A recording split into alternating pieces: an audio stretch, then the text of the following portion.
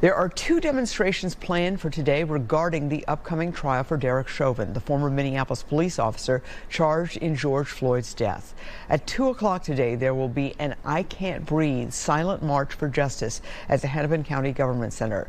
Then at 3 o'clock at that same location, a coalition of pastors will come together for a clergy prayer gathering. Families who have experienced police violence called for justice yesterday outside Governor Tim Walz's home in St. Paul. With jury selection in the Derek Chauvin trial starting tomorrow, David Schuman tells us how community leaders are keeping the pressure on for change. Ain't no power like the power of the people, 'cause the power of the people don't stop. Accountability, justice, transparency.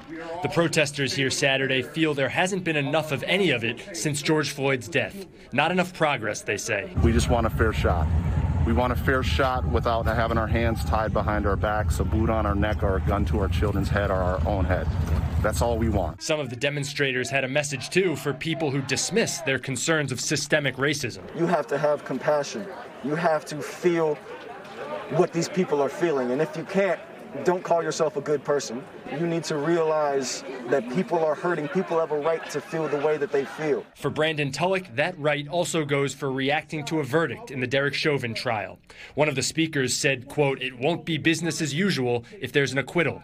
Another advocated for laws to hold police accountable, such as ending qualified immunity. The eyes of the world are going to be on Minnesota with this upcoming trial.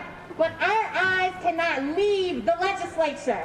Our eyes cannot leave the Capitol. The plan for these protesters is to be in the streets of downtown Minneapolis during the trial. If you believe you are good, then stand up for the life and the safety of people of color in this country.